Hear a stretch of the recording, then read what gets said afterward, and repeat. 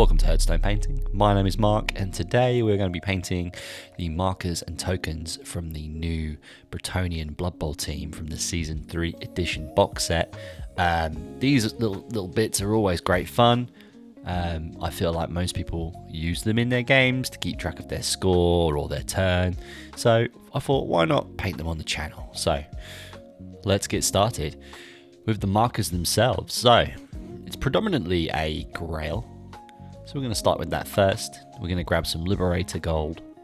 We're just going to paint this all over the Grail elements. Now, the benefit of doing so is that you can get this over everything else and not be too concerned.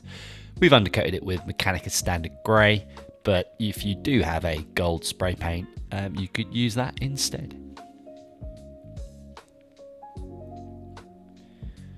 We're then going to mix 50-50, some Ryclon Flesh Shade and Lamian Medium, just to take the edge off the wash so it's not as intense, because this is a Liberator Gold base coat, which is much more of a lighter gold as opposed to like Retributor armor, because we want this thing to look a little bit brighter, so we want to just knock the wash back a little bit so it's not as intense. Once you mix that wash up, just apply it to the Grail liberally. We're then going to get a medium-sized dry brush. Make sure that the Liberator Gold is wiped off the brush as best you can on a tissue, and just run it across the model in an up and down motion, making sure you catch all the gold areas.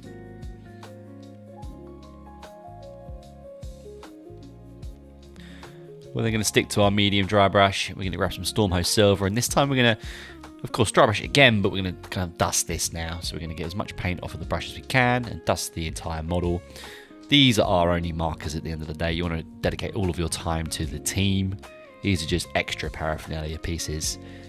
So we're going to cut a few corners and of course do a bit of dry brushing here and there just to save us some time. Moving on to the scarves. Now I think there's one or two scarves wrapped around the Grail. So we're going to paint it in the colour scheme of our Paravon Pamplemeese, the actual Bretonnian team. And that is yellow, white and black. We're going to base coat the scarves though, Avalanche Sunset on both of the markers. Now we are painting both of these at the same time. There are two in the box set.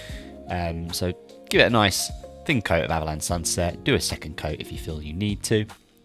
Once that's fully dry, make sure that it is fully dry before applying the wash, because otherwise you'll spread the paint all over the model.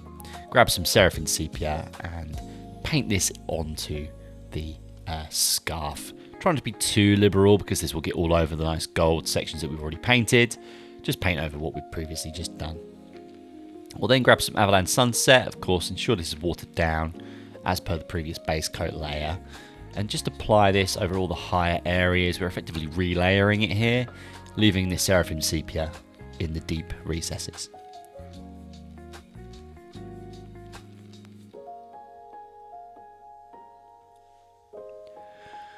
We'll then move on up to Uriel Yellow, and we're going to paint all of the edges of the scarves here. Now, this is quite complex because those scarves go all over the place.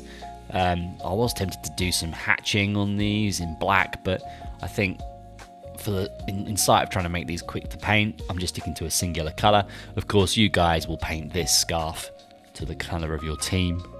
So if you have any thoughts on what that needs to be, drop us a comment and we'll come up with a recipe for it. Once your edge highlight of Uriel Yellow is finished, which is quite an undertaking, we'll get in with some Flash Gits Yellow and just pick out the higher areas. That's like the end of the scarf, the top of the folds, the kind of folding over the grails. Just pick out those areas, and that should suffice for now.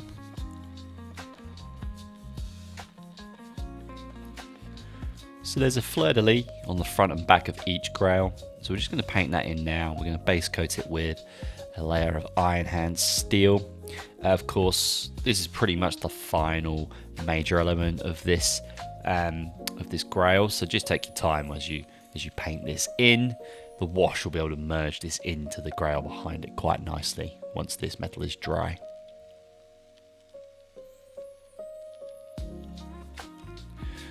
And once that Fleur-de-lis is dry, make sure it is dry, because it's very easy to get flecks of metal paint into your wash pots if you do not. Just liberally wash this with some Nuln oil. If it does blend into the Grail a little bit, that's totally fine. don't worry about completely covering this only. If it leaks around the edges, it's no big deal. We're then going to let the wash and the Iron Hand Steel do a lot of the talking, and then we're just going to grab some Stormhost Silver and just paint an edge highlight around the top and sides, and make sure to pick out the singular rivet that's bolted it to the front of the Grail.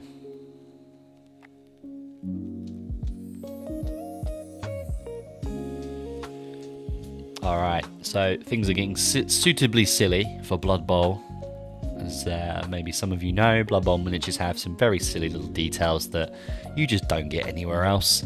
So this hilarious little guy here, little snail, little Bretonnian snail, we're going to base coat his body with Strachan Green. This will take 2 coats. Strachan Green is a layer paint, so you're going to want to make sure it's watered down nicely, but because of that it will be quite thin, so 2 coats should suffice. Once that's dry, just delicately paint in some Athonian camo shade over that snail body.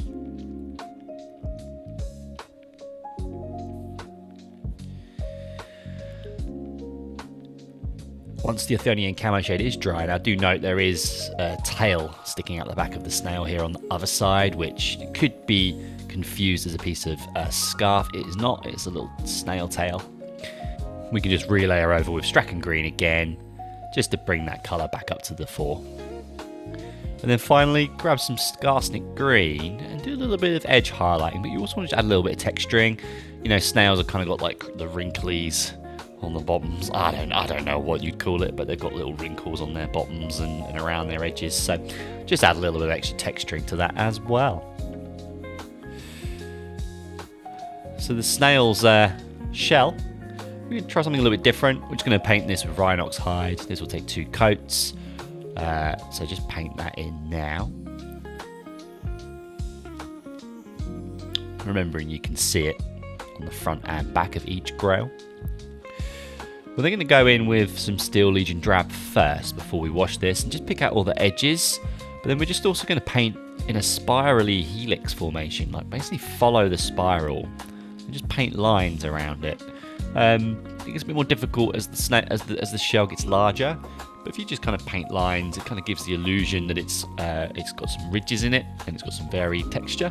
It is very small on the model, so we don't have to go crazy. And then finally, once both of those pieces are dry and you're happy with both of those base coats being applied, just grab some Nuln Oil and wash that over it, and that pretty much will seal the deal for our snail here. Now, moving on from one silly little model to another, we've got the water and a frog to paint as well. Now, I've realised that Bretonnia is a fairly magical place, so I wanted to make sure that the fluid that was in this Grail was pretty magical looking.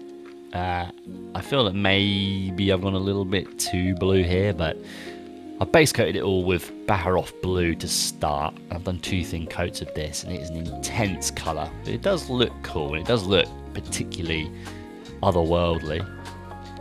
We're then going to use some Nailac Oxide and use it more as a wash than as an effect paint, and we're just going to wash over the Baharoff blue on both of our Grails to give it a bit of a weird turquoisey blue effect. And then once that's done and everything's dry, we're going to grab some Biltang Green and just paint the top ridge of the water, just to make it look a little bit more deep, I guess.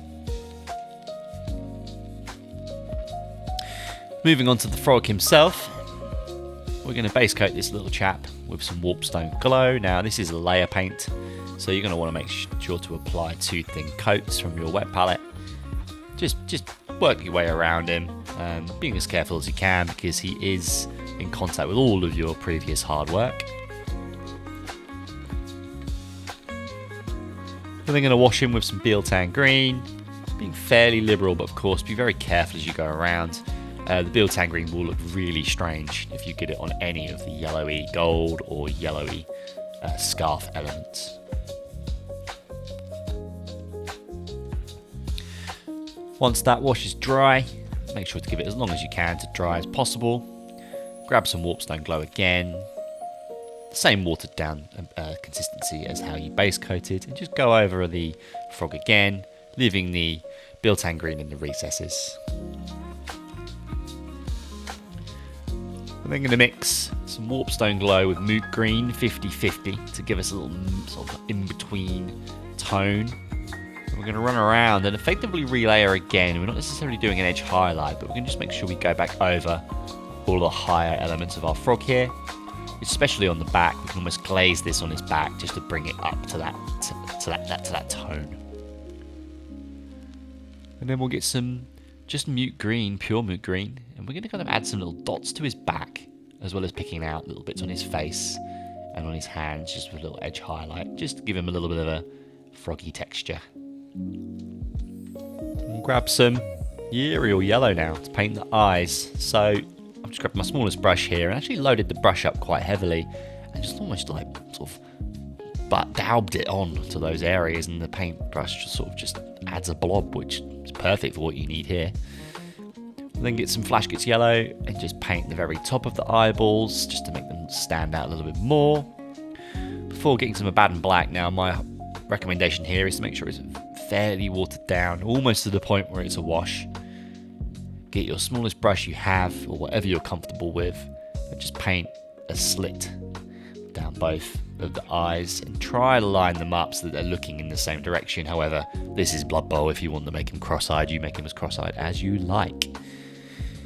Here are the final markers. I feel like they turned out fairly well for the speed that we painted them in.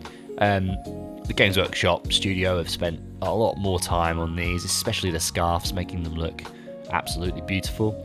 I feel like maybe you could do, if you've got multiple colours in your teams, you could paint each scarf differently, or you could do a half and half scarf, whatever you fancy. I've just kept them both yellow. Yellow's the predominant theme of the Paragon Pamplemeeses. And at the end of the day, these are peripheral pieces. You should be spending all of your time and effort on the team and making them look as beautiful as possible. These are just extra bits, but they do have some cool little features on them. I mean, the frog, the snail. How often do you get to paint those kind of things in the Warhammer hobby? Not very often. So, moving on to the coins, tokens, whatever you want to call them. We've got these to paint. So normally I would clip these off the sprue. It's easier to clean the plastic up and before painting. But it does make them more difficult to paint because of that. If you want to paint them on the sprue, do go for it, but you will have to do a bit of clear up afterwards. And they're the only thing left on the sprue to paint. So what I'll tend to do is paint these on a painting handle. Just put a bit of blue tack on the tails side, stick them onto the painting handle, and you can paint one side and flip it. But we'll get into that when we get to that stage of the paint job. So here are our two coins as indicated, just stuck to a painting handle. We're just going to do the base coating of the heads side now. So we're going to paint the entire thing with Avalanche Sunset. This will take 2 thin coats. Avalanche Sunset is a great paint for coverage, but two thin coats is better than 1 thick coat. Once that yellow is dry, we're going to grab some Seraphim Sepia straight out of the pot and just wash this liberally all over the yellow sections. Clearly something on the model there. Get rid of that before continuing the wash. Once that wash is dry, and ensure that it's fully dry before progressing to this stage, grab some Avalanche Sunset from your wet palette. It should still be fairly watered down. Just relayer over all of the yellow elements, leaving the Seraphim Sepia in the recesses.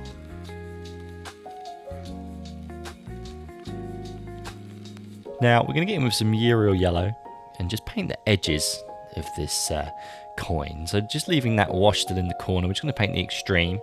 And we're only going to paint half of it because we're actually going to get in with some white in a minute and paint the other half. So just paint the left side. And of course, if you're painting your team in other colours, make sure to paint this in that colour scheme instead. We'll then grab some Flashkits Yellow and just paint the extremes of that edge highlight here. So just paint maybe sort of 50% of each of the lines, making sure you can still see some Aerial Yellow. Again, just paint one half of the coin. We're going to paint the other half in white in just a second.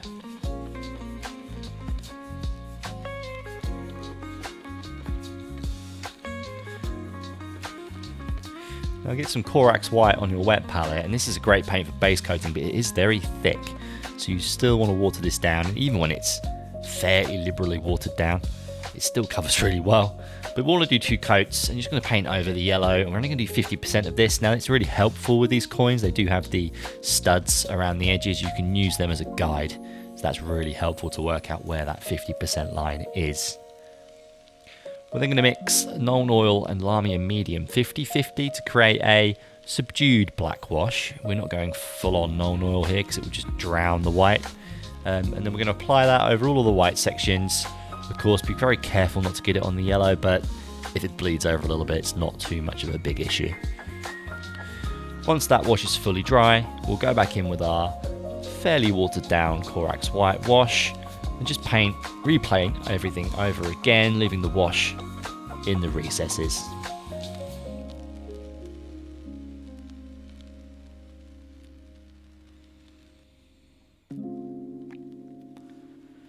Once the Corax white is completed, we'll do an edge highlight in a very similar vein to the yellows that we've just used. And we'll just use a white scar line here, following all of those edges, and you'll want to line the edge highlight up at the top of the coin with your yellow line. This then matches the shields on our Bretonnians' backs. So just a nice little design nod together. We're going to move to the steel edge of the coins and the Grail itself on the front facing, or at least the designed two-dimensional Grail in this case. So we're going to run around with Iron Hand Steel. Now, make sure to water this down on a regular palette, not a wet palette. And as you're painting, if you start to notice your pool of paint that you're using thickening or getting sticky, just keep adding a little bit of extra water to that pool so that you can keep applying this nice and thinly. We'll then go in and wash all of the Iron Hand Steel areas with Nuln Oil. This includes the sides, and then we'll complete this process in the next stage when we paint the tails side of the coins.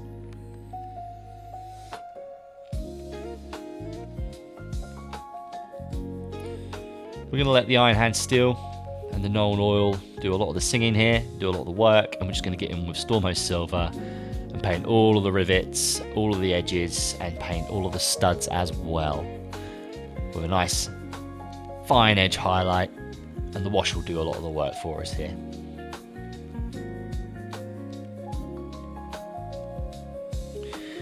Moving on to Liberated Gold, we're then going to paint the Grail itself in a similar vein to how we've just done the markers actually, but we're going to have to be a little bit more careful here, and because there's quite a lot of paint already all over this, we're going to need to do 2, maybe even 3 coats, because Liberated Gold is quite a thin paint already. You don't need to water it down much, but it just does not cover anything other than a grey or a black particularly well. We're then going to grab some Ryclon Flesh Shade and mix it 50-50 with Lahmian Medium. And once that metal is fully dry, so make sure that it's fully dry before doing this, as you'll ruin your little pool of mix, just wash your mix all over the Grail, being fairly liberal, and if it kind of leaks into the sides around your white and your yellow, don't be too worried about it, as long as it's only in the edges. We'll then go back to Liberated Gold and sort of re-layer over all of the Grails on this side, leaving your wash in the recesses only. The benefit here is, as I say, Liberated Gold is a very thin colour anyway, so it will show any gradients and textures underneath it as well.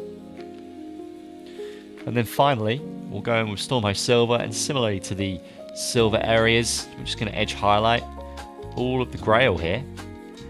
I'm going to try and make it look three-dimensional, even though it's very flat form, and this Stormhost Silver will do that.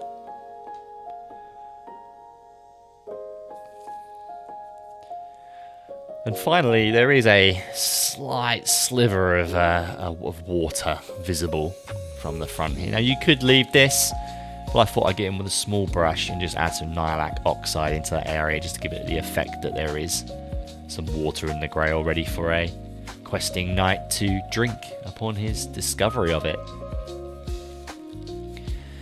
There's now a Fleur-de-lis on the front of this Grail, of course. So we're going to paint this in white, very much in the same vein as the white on the coin itself. So it's quite large, so I wanted to do it in a different colour than silver, because I thought that would just drown with metal on metal here. We're just going to base coat the whole thing in Corax white again, making sure it's fairly thinned down. But we're going to have to paint around the edges here, so do be careful as you're painting this, because it could very easily leak onto your lovely gold finish. We'll then mix some Nuln Oil 50-50 with Lahmian Medium, and just wash this over the Fleur-de-lis.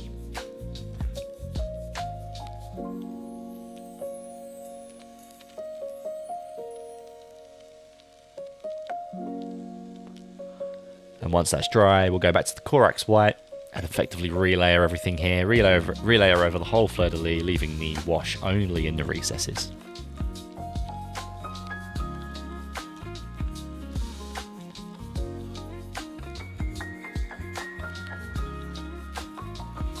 And once you're happy with that finish, you may want to do 2 coats, but I feel 1 coat usually works really well for Corax white. I'll just get in with some white scar finally, and just paint all of the edges here. The reason we've not done this at the same time as the coin base or the backing of the coin is because trying to get in there and paint the gold around all of your lovely white work would be a bit of a nightmare. So it's actually easier and less stressful to just paint the 2 white elements separately. If you're fast enough and you've got a wet palette, the paints may still be usable, which is quite helpful. So the most important piece now, we've obviously blue tacked our coins down. We want to make sure we get some nice acrylic varnish or whatever varnish you prefer, satin, gloss, whatever you like to use. And we're just going to paint this on fairly liberally, making sure there's not any serious pooling, but this stuff dries very flat anyway. We're going to paint both sides and then leave it, ideally, 3 or 4 hours to dry. Now, our last stage, moving on to the rear of the coins, or the tail side, we're going to paint the base coat. So, as you can see, we've flipped them over and we've pressed them into the blue tack very gently, but we've given it plenty of time for that varnish to seal on the other side. If we don't, it will pull all your paint off when you remove this. So, do be careful and don't rush this. It may be a 2-day job. Paint one side one day, paint the other side the next day. But we're just going to go in with Corvus Black on the tail side and paint all of the base coat here. We're then going to go in with Nuln Oil straight out the pot and liberally apply this all over the Corvus Black sections.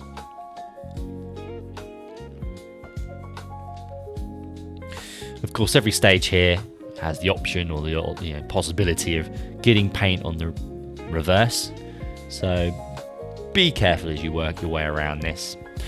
We're then going to go back to Corvus Black and relayer over all of our lovely black section, leaving the Nuln Oil only in the recesses. I do love this Corvus Black colour. It's just such a lovely charcoal effect. And with the Nuln Oil, you can get a good black effect without having to go fully to a Baden black as well, which is really nice. We're then going to grab Mechanicus Standard Grey, and very similarly to the front, we're just going to paint an edge around all sides of our circle here. Maybe a little bit more visible, and do paint the whole thing here. We're not going to split the colours, we're just going to keep it all black on the tail side.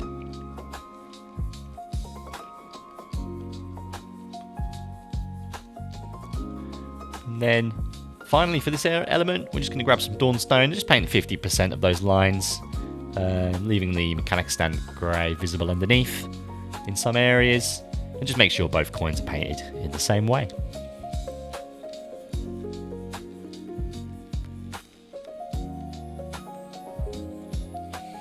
Okay, well, there's not a lot left to do, and a lot of the steps we've already followed, so we're going to paint the bees for the Blood Bowl here, using Avalan Sunset recipe that we've used a couple times already in the video, so spin back to those stages, specifically the head side of the coins, and you can paint the bees using those colours and the same process.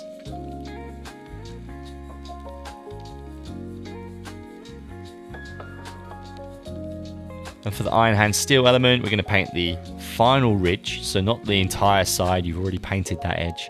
We're just going to paint the side that's visible here and the Blood Bowl ball itself, or the graphic Blood Bowl ball, in the same way that we painted the head side.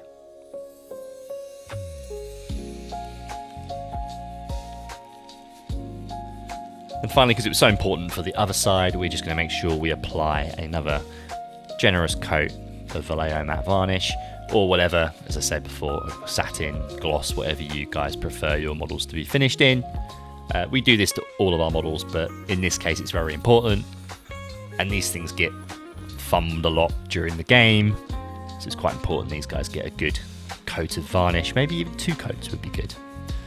So here we have it. Here's our coins / tokens for the Blood Bowl team, or the Bretonnian team. I love painting these things. Some of them are more complex than others. I feel like the Bretonnian ones are much more difficult than the Tomb King ones because there's a lot more detail.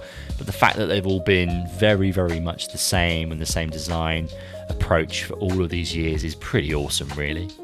Until next time, though, thank you so much for watching. Appreciate everybody who does watch. We've got a link.bio link in our description. It can take you to a whole load of cool places. Patreon, we've got affiliate links, and also our WhatsApp community. So hopefully see you guys there soon. And until the next time, I'll see you then. Bye-bye.